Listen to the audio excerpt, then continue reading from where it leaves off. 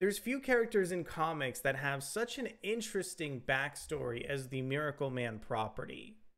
After Alan Moore and fantastic collaborators like Garry Leach went ahead and wrapped up their run, they passed the torch over to Neil Gaiman and Mark Buckingham, who have both gone on to be incredibly prominent creators in their own right.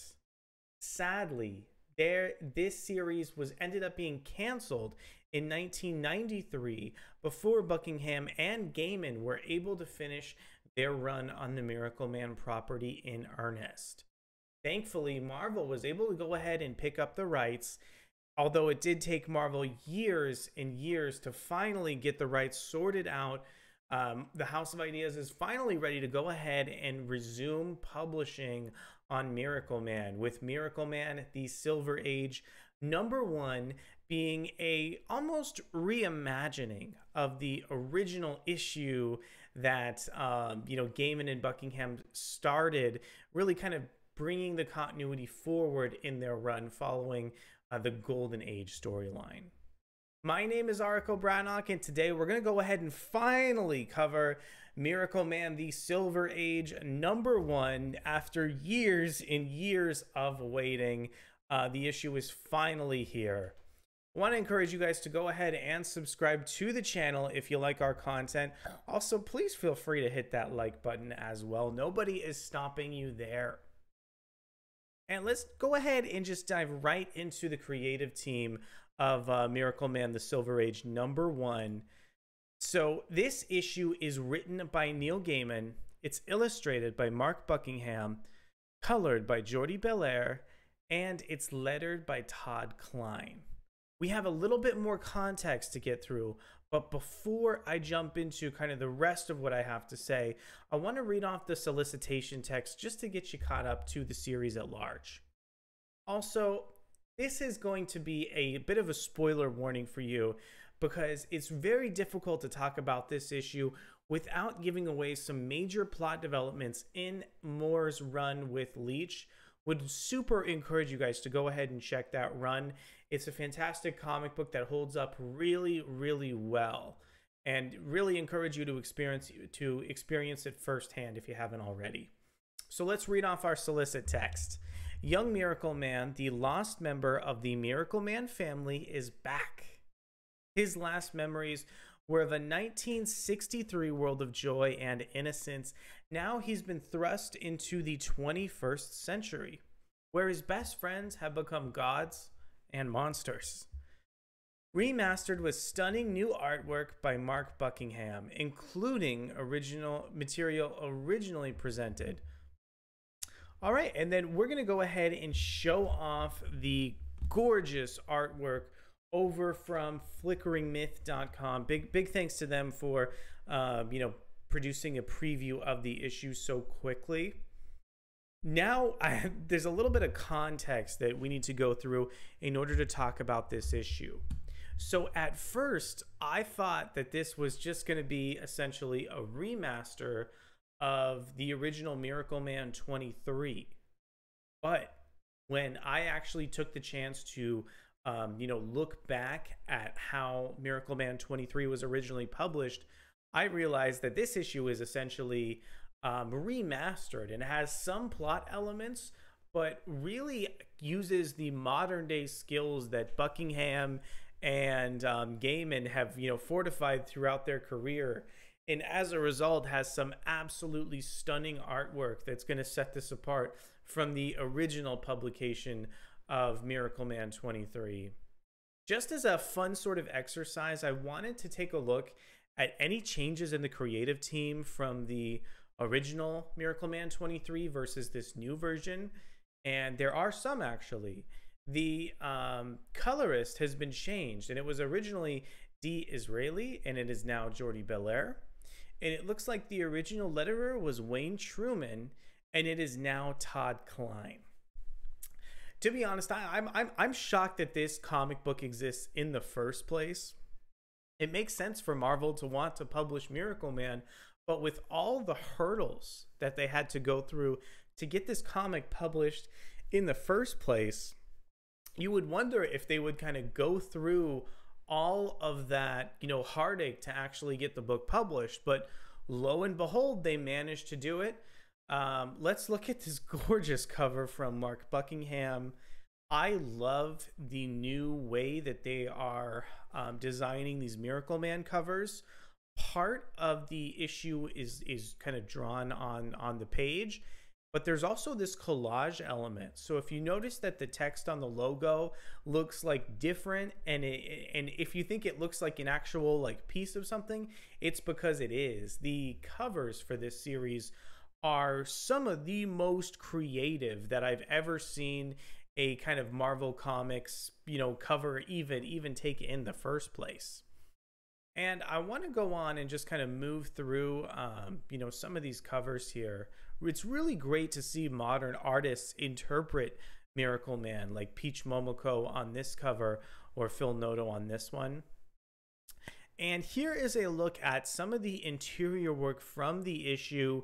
We've had a couple pages from Buckingham, and I've really had the chance to marvel at just how gorgeous some of this artwork is. I love the way this series continues to take that trend of utilizing the kind of history of Miracleman to inform the comic book. I think one thing that the Captain America comics don't get right, especially lately, is that man out of time element. And Neil Gaiman and his collaborators are tapping into that sort of, approach to Miracleman in this series on a larger scale than I've ever seen in nearly, any Captain America story outside, maybe that first movie or a couple others.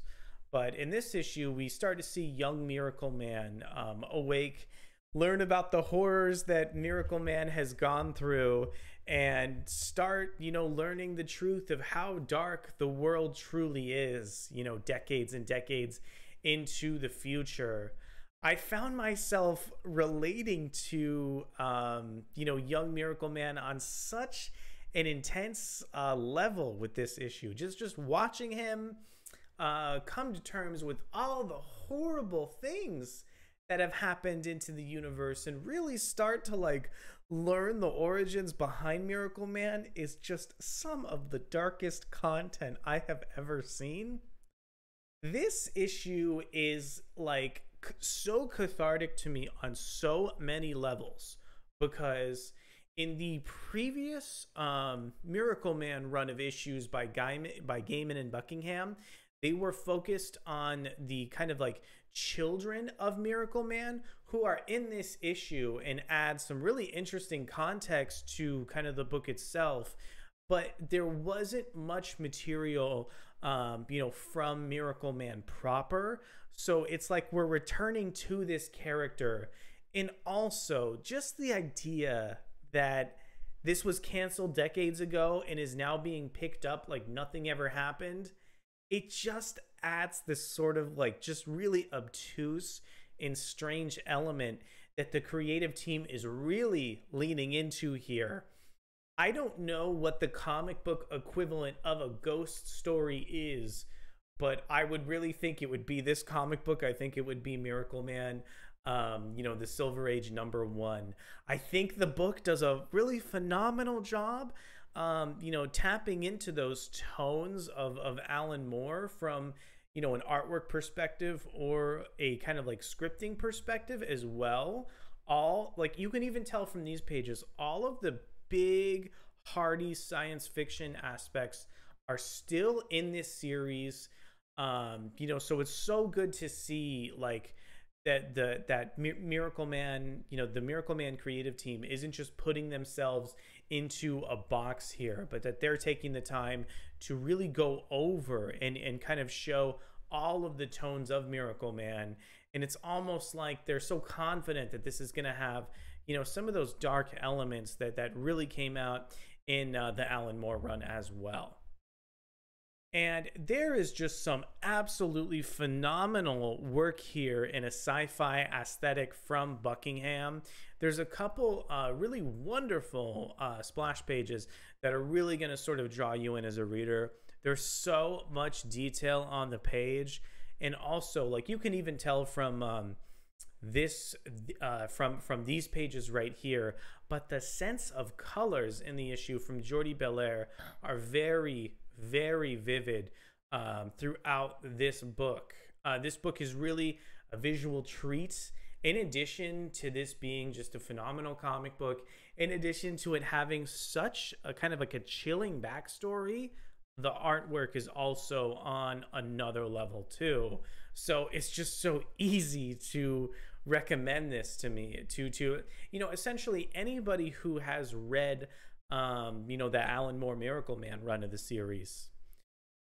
Now, this is also presented in a different sort of package than what we usually get with Marvel, and they have a ton of illustrations in the back of the issue.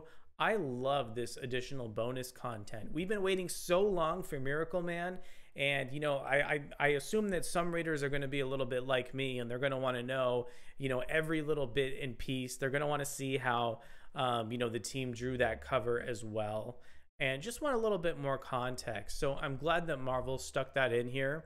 The only thing I will say about this is that previous Miracleman comic books have had additional like backup or bonus stories, and it would have been really cool for Marvel to commission like an additional story for this issue, since they already changed the content of the issue anyhow. Overall, though, I am just absolutely shocked at how fantastic Miracleman the Silver Age #1 turned out from a story perspective.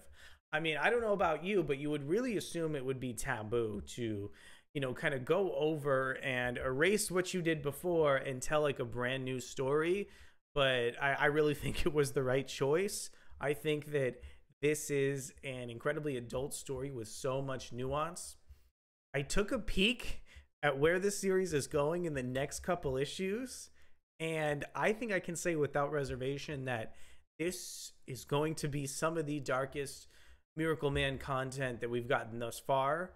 I want to really commend Neil Gaiman and Mark Buckingham for having so much hype behind them, coming through and actually delivering with this issue. Okay, so I've talked enough about Miracleman the Silver Age #1. I want to know if you guys love this issue as much as I did. Let me know down in the comments below. Let me know if there's anything you want me to go ahead and cover next. Thanks one more time. Thank you so much for checking out the video. I'll be back soon for some really great Marvel comic book reviews. See you then.